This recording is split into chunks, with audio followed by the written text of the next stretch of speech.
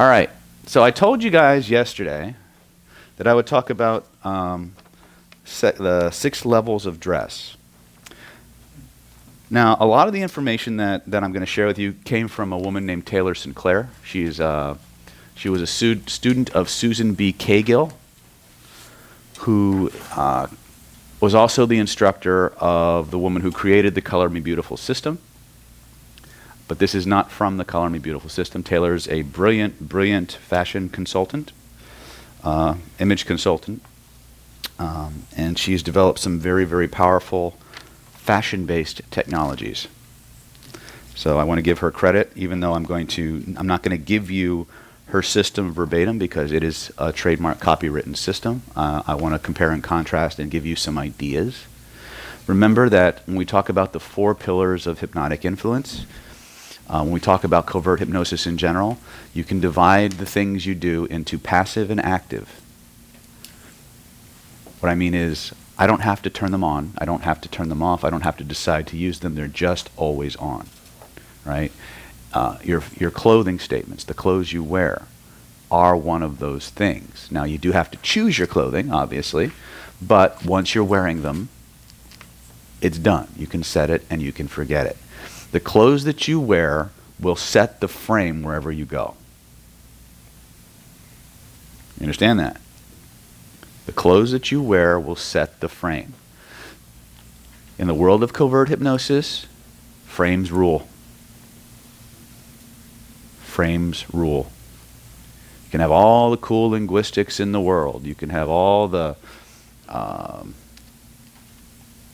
knowledge and NLP certifications, and you may have the best product on the planet.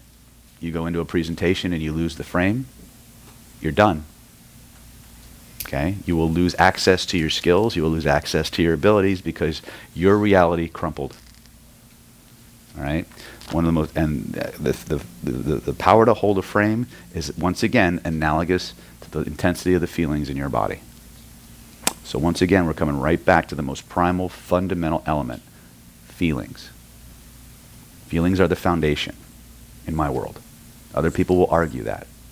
I don't care. If you can do with your system what I can do with mine as fast as I do it, go for it. I'm extremely competitive in that regard, and I'm not bashful about it. I'm extraordinarily competitive in general because my goal is to be the best. And I want my students to be the best too. So kick your asses in gear. All right, so let's talk about social status. Social status is that unique combination of attractivity and authority. Right? Henry Kissinger once said, power is the ultimate aphrodisiac. Right? Not the best looking man in the world. Right? Okay, so at the most primal fundamental level, this is basic. Surface fabrication determines the level. Mixing levels appropriately can provoke a desired response. Avoid loose earrings in business with men. Women are perceived as flirtatious. Bare arms and low necklines are perceived as fetching. Any movement or sound from the apparel equals casual or flirtatious. So in other words, when you're wearing something that has a lot of rustling to it, it makes you appear or sound more casual. So think streamlined, right? So we'll start with the very top level and work down, okay? So the first level is what we call evening wear. Is this anywhere in our body? No, it is not, because I didn't have this when I wrote the book. Okay? This is actually relatively, probably in the last 6 years that I've actually acquired this and field tested the technology. And some of you have actually done the luminescence. Raise your hands if you've done the luminescence. Are you actually wearing the? She picked up this shirt for me. Yeah. So. Yeah. Taylor's technology is like bringing a gun to a knife fight.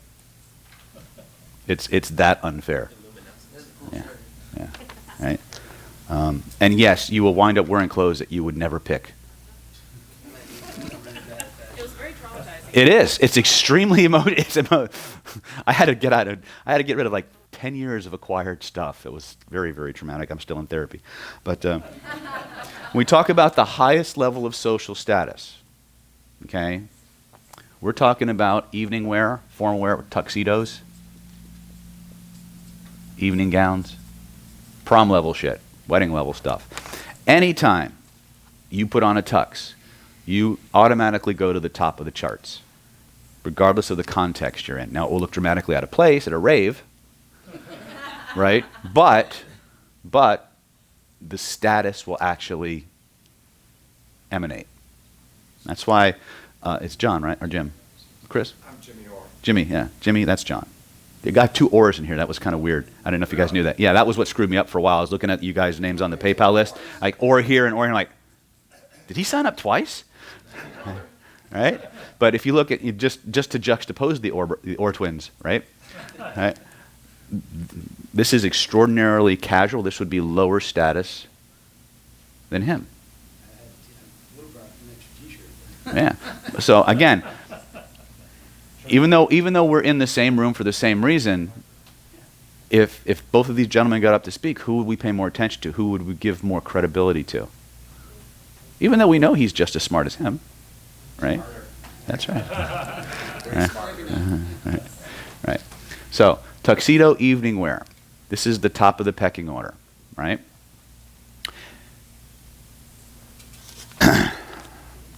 Has to look expensive, dramatic, shows authority, black tie, formal. I mean, very formal. Okay? And you go to executive. So you go from evening to executive. This is just below that.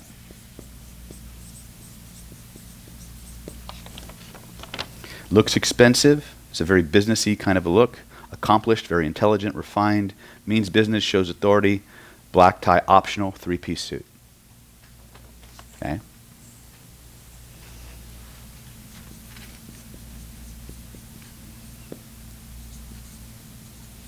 Think, for those of you, for ladies who are looking for an archetype for this, think Hillary.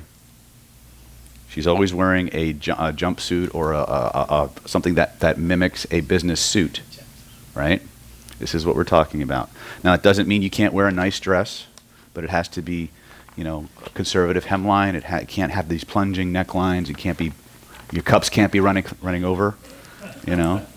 And actually, in your books, there's actually a segment on attractivity. We'll talk about jewelry. We'll talk about some of the more feminine things. But I want to give you the overall. Which person? Hillary? Taylor? Taylor Sinclair? Okay. So this is the top level.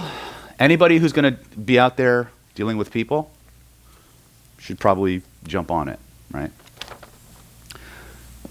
Below that, let me see here. Yeah. So the qualities we get here are business, refined, sturdy, right? Within that also we have what she calls daytime. And again, this is very cryptic and very hard to read because you see I've kind of pieced it together. Oh, thank you. You got it? Yes. Okay. Now, Taylor had a hard time with me and my group because she caters to 99% women. And I brought her an entire group of men. So she had to tweak everything. No, she doesn't. Mm-hmm. She sounds great. Okay. So what we're seeing here is control, power, blah, blah, money. This has more control, power, less money. Right? So we're actually going from the evening to the executive to the business level, which is in here once again. Now this could have a 3-piece suit level. This might not have a vest to it, but you'll have the tie. So this would be business level, right? Executive would have the 3-piece or the. He always has suit and tie. Yep. Where we go. Yeah. You don't see anything. Mm-hmm. It's that typical. Then from here you're going to go to business casual. Now this might be, the guy who's wearing jeans and a blazer, right? Might be a polo shirt, but it's still very nice, but it's obviously far more casual, right? You're going to have, this is decreasing levels of social status, right? So it's a much more relaxed look. You're put together. You're somewhat refined. The fabrics tend to be knits, rayons, linens with matching finishes. The look separates and unstructured jackets. So again, resort wear, think, right? Then you're going to drop down to what we call business or to the actual casual level, and these have some of the lowest social status. Now, what you'll see in a lot of, especially on the East Coast, I think, is actually where this tends to stick out a little more. Is you'll walk into a meeting with a CEO, and they'll be in like Bermuda shorts and a T-shirt, right? And what you're seeing there is a power demonstration. It's a frame war. They're sitting there saying, I have so much power, I am so in control that I can buck the rules and it doesn't matter. Okay, so when you see those obvious juxtapositions, that's what you're looking at. You're looking at somebody who's trying to prove something. And the moment you understand that, they've already lost the frame. Sensory acuity is power. Because once you can observe and calibrate, you know more about what's going on than the person you're dealing with. Right? The moment you detect somebody doing something for the sake of demonstrating something, you should already think, I've won. Are they really, like, if they really have that much power, though, are they demonstrating it, or are they just flamboyant with their... No, they're demonstrating it. And flamboyance is just another way of demonstrating I don't have to follow the rules. Right? That's what they're saying. It says, I don't acknowledge the rules don't apply to me. Well, of course they do, but they don't. Yeah. David, what about Steve Jobs, turtleneck and jeans all the time? I mean, Yeah. What about it? That's the thing. What was Steve Jones, his trademark? What? He was consistently bucking the system, wasn't he? He says, your rules don't apply to me. What is Apple about? The whole brand. Think different. Be different. Right? Don't do what everybody else is doing. That's the brand psychology, right? They're smart, creative, outside the box. What would that cause him to lose the frame because he's wearing jeans and a turtleneck? Well, remember, he's the head of the company already, right? And he's setting the frame. So then it doesn't, so CEO comes in and just jeans and a t-shirt, he actually, even though he's bucking the system, he's still setting the frame. Mm-hmm. CEOs are always setting the frame. And it's easier for them to do it because they have the power, right? But when you're going to present to somebody like that, if you let them set the frame, you're going to lose, right? Remember, anytime human beings interact, a frame war ensues. The psychologies, the metaframe, or the reality distortion field around you are jockeying for superiority. Who's going to lead that interaction? So you're saying if somebody was to present to Steve Jobs, then it would be in their benefit to be an executive. It's possible. Attire, even though he's in jeans and a black shirt. Or dress exactly like him, but you may not get the meeting. Right? Isn't it interesting that if you were to go into somebody who dresses like that, not dressed the way everybody else is, that they actually might not take the meeting with you? Why? See? Yeah. Do you find that this mostly applies to like Western European and American cultures, or is it global? I haven't had enough international experience to tell you one way or the other. I'll be honest. I've only been to a few countries and only in certain contexts. Although I will tell you that the people in Britain were remarkably better dressed than the people in America when they came to my training. All right? Not all of them, but more. Yes. And I would assume each culture has its own kind of standards. I mean, you go to Japan and it's like they've got the kimonos and they've got the different fancy attire that they have their... Right. This is based on what I have only applies in America. I don't know. I can't speak to other countries. Yeah. Yes. Just clarify. Okay, I get what you're saying about Steve Jobs. I mean, he owned the company. Why are we getting fixated on this guy? He's dead. So you're basically saying, you know, your first concept was, you know, somebody that's in the daytime business casual and comes into with Bermuda shorts and he's really trying to not follow the rules. He's already lost the frame. That's what I understood you to say. What I'm saying is when you walk into a culture where everybody else is dressed in a three-piece suit and the boss isn't, Okay. you're looking at a guy who's saying, I have so much power in this world that I don't have to follow the rules I've set for everybody else, right? And when you recognize that, you can take the mental perspective that he's somebody trying to prove something. And when you're in the presence of somebody trying to prove something, you've already won the frame. Okay, but you said with Steve Jobs, I mean, he comes in very casual. He's the company, and he can do that. He can set his own dress. Mm-hmm. But then you said, so if you go into a meeting with Steve Jobs, that type of person, you go into a meeting, you could dress like him, but you might lose, Yeah. So you. Because you're challenging him. So you need to really dress what that level. You have to be. you have to think strategically. Who do I need to be? How do I need to present myself in the way that I'll get my outcome?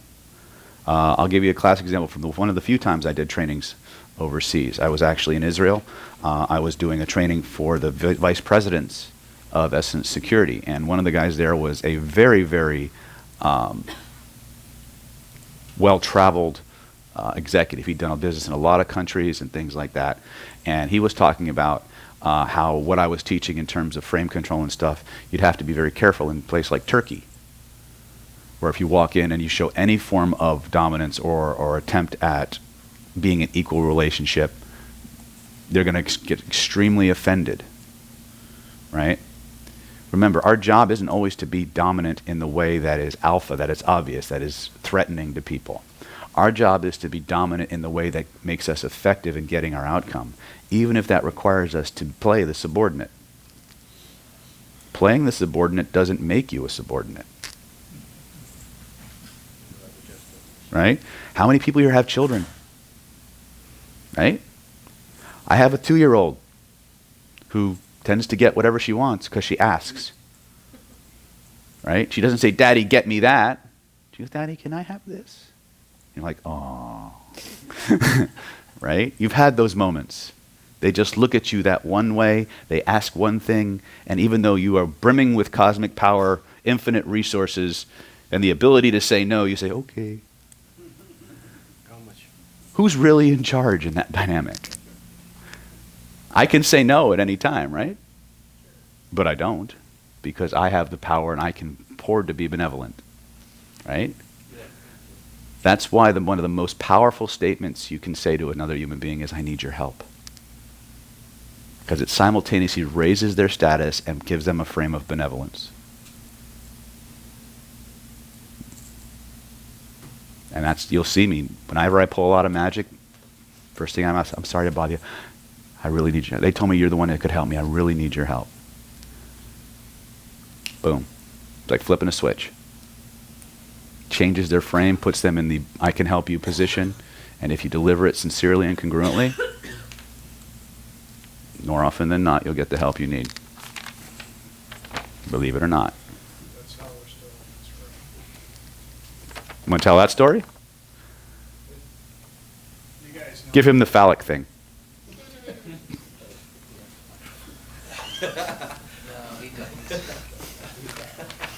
I'll probably never release this one anyway, so. Well, as you guys know, we got to do the flip-flop, and they were actually going to put us back in the other room today. To be honest, I was too damn tired to want to pack all this stuff up and set it back up, so I went up to the head desk and asked the gentleman there, I said, "So what's going on in this room tomorrow?" And he looked it up and he goes, "Nothing." I said, "I really need your help, man. Is there any way that you can arrange for us to just stay in that room?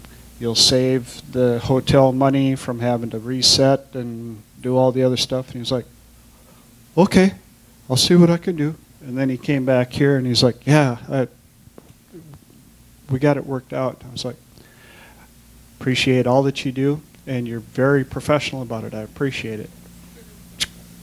Off he goes. Right? Doesn't take a lot, right? Don't need these long, elaborate scripts to get compliance. You just got to know what button to touch, right? Okay, so we have the evening wear, executive, business, daytime, business casual, okay, and then casual. We're looking at when you go casual, it has a much softer look to it. It doesn't have the clearly defined lines that we're looking for in these kinds of clothing, right? Very contrasty, very tone 4-ish for those people out there. I am not a tone 4, I am a tone 3, so with a tone 4, less is more. And in a tone 3, the more I have, the cooler it is. Okay? So I'm a very layered kind of guy. Let's see here. The casual looks non-productive energetically. Your brain may be engaged while your body is working but is unproductive for your mind. I don't know what the hell that means by that. Good for chores and vegging. Examples of things that will put you in the casual category. Okay, running shoes, shorts, sweaters, sweats, jeans, chinos, dockers, khakis, anything that has less defined lines, very unstructured, right? So what I have would be very somewhere up in here, right? What Zach has would be somewhere in the gutter, right? Don't own me. Right. Right. So when we start, now let's think about this strategically now, right? When we're going into a culture, we need to evaluate who are the rapport leaders, who are the dominant figures, what are their dominant more forms of dress? Are they primarily in the evening wear category? Are they in the executive category, right? When we go in, we need to dress either at their level or one level down. One level down. Okay? Realize that when you mix and match things from different zones, you're going to get some kind of a dilution, right?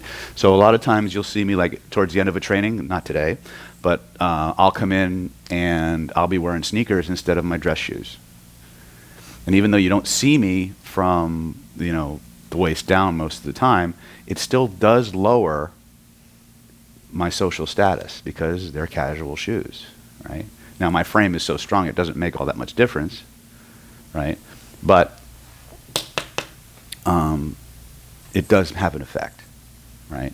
You walk and test this, right? Go in with dress shoes one day and pay attention how people respond to you, and wear the exact same set of clothes on another day and wear a completely different set of footwear, and notice what happens, right?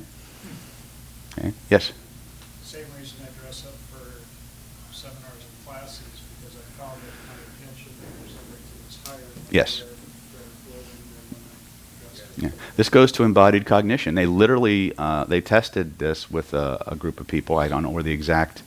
Actually, one of my students found this particular test. I was telling him about how dressing a certain way or holding certain objects like warm drinks versus cold drinks, soft chairs versus hard chairs changes how people think. And he was kind of in bullshit calling mode, so he decided to do some Google searches on embodied cognition. And he came in the next day and he found a study where they literally took a bunch of civilians, put them on an airplane, tested their visual acuity, then dressed them as pilots, put them on an airplane, and their visual acuity went up 20 points just by dressing them as pilots. Okay? I tell my niece to put her school uniform on when she does homework. Yeah. Clothing matters. Clothing matters a lot because it goes right to self-image. And anything that goes right to self-image goes right to capabilities.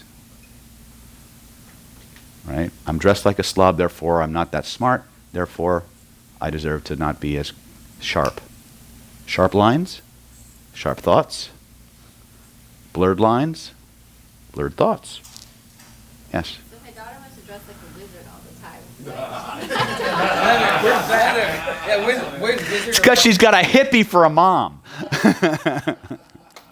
know the answer. Yes. Always yes. Seriously, I want to she dress in likes, mum she clothes has all a the time, but I cave can't. with a sword too. What's that? This is very interesting because she has a cape Mm-hmm. and she that's her jam, that's her trademark. It's her cape. It's Right. so funny. And she is full on this That's all right. wizard. So is this useful? Yeah. Yes, sir.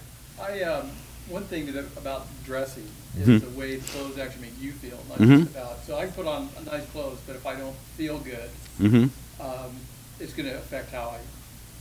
It will affect to a certain degree, but it will still have more visceral impact on the people around you. And that's what we're talking about, right? I hate, honestly, I love the style I use, but I don't like dressing this way. I don't like having to dress this way because I'm a sweatshirt and sweats and t-shirts kind of guy. Because I love martial arts, I love to just, be comfortable, right? What? Yeah. Well, I was right. Yes. I guess part of it is like incongruent. So you see somebody put on a suit and it's clearly like they borrowed the suit. Yep. They clearly don't look comfortable. And that to me says less power than somebody who's actually in nice jeans and nice shirt, looks clean and comfortable. Yep. Even though one's a suit and one's technically casual, if you can't pull off the suit and it's sloppy, That goes to self-image, doesn't it? It totally tanks everything on this list. Yeah. Versus if I felt Well, the incongruity is what does it. Right? It's not the social status of the clothing, it's the incongruity, which goes back to self-image. Right? But let's make a distinction between feeling out of place in the clothes and the clothes not being comfortable. Right? Yes? When I go to work, I dress like this every day. Mhm. This is a business trip. I'm most comfortable when I'm dressed the way I'm dressed.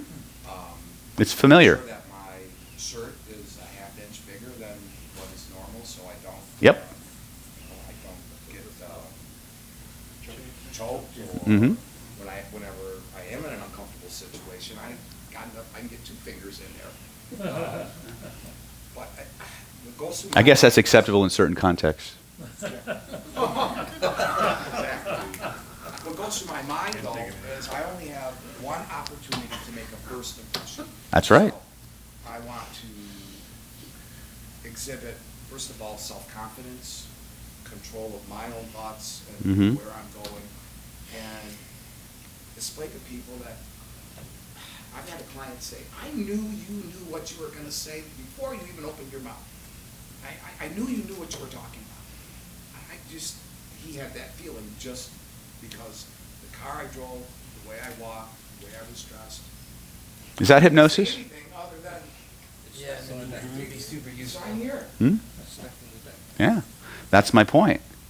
The clothes that you wear, the body posture you move through the world in, are the lenses that focus or diffuse the signal that you send out. Now, that works in the suburb area. If I go out in the country, if I don't have cowboy boots on and a straw in my mouth, they look at you with a tie on. You See? got them papers. See, he's demonstrating tremendous cultural and sensory acuity by this. And by the way, I used to do the same thing. And anybody who's good at what they do knows to do that. You go into the suburb, like when I was growing up in Pennsylvania, you're going into some of these oil towns and stuff like that. You walk in there with a 3-piece suit on. One of the things that I used to do was, in fact, John LaValle used to tell these stories too, but when I would go into a place that was like real rednecksville, the first thing I do, as soon as I got out of the car, I would take the tie and just skew it like I'm like just kind of somewhat sloppy, not caring so much, glad to not be around that stuff, right? Do you think that would mitigate like racist tendencies? Like if I'm a client in a redneck, this has happened to me. I've had to go out to redneck areas in my environment for a client, and it's been at some points not physically dangerous, but it didn't feel good because of the racial tension. And I'll be honest, my fashion game is not there at all. But if I dressed more like the culture, that probably would have. Yes. So, What's the principle? People like people who are, right? Even if you're from a different racial background, if you adopt the clothing and the attitudes for the time that you're there, right? I've met black people who are whiter than some of the whitest people I've ever met, right? And to me, you're all people, you all eat the same, so you all taste the same when you cook them up. And just sorry, I've been hanging around Zach's stuff a little much. He got me to eat human meat, I guess, but yeah.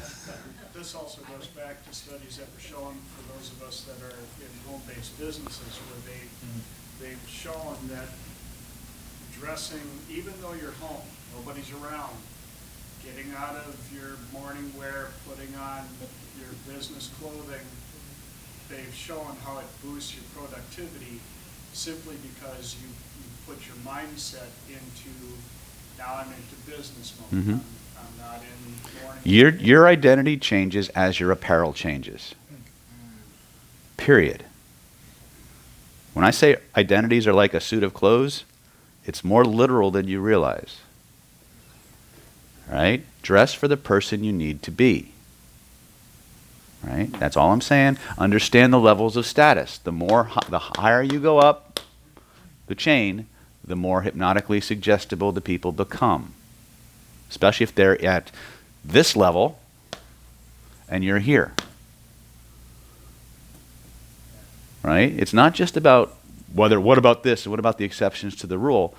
We can't focus on the exceptions to the rule.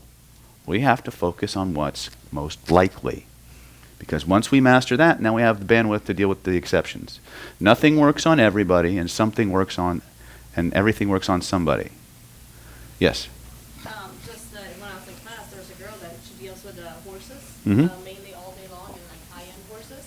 Did she wear a saddle when she was around her horse? But she, Taylor was even telling her, like, even when she's working with horses, she needs to be in her tone and like do her thing because it affects even the horses around her. So. Yeah. So I'm not saying you have to go get toned and jump into that technology. That's a whole other kettle of fish. But you do need to understand social status and the dress and how it affects you. Right? It'll make your job easier or harder depending on how you choose to strategically use this. And that's all I care about. Teaching you how to make your influence efforts easy. Get the biggest return on your investment, the most bang for your buck. Yes, I know it's comfortable to wear jeans and a t-shirt or shorts or, the baggy pants and stuff. I know that. Okay? But even when, 9 times out of 10, when I'm at home doing Skype work in my bedroom, I still put this on. I still put this on. And it really makes a huge difference for you. Yeah. Right? I still put it on. Now, is it for me or the client? Right? Yeah. Right? Have I done things in jeans and a t-shirt? Yeah, of course I have. Right? But I feel that I give my best when I look like the person they're expecting to be, right? Or be with, right? So, any other questions on this?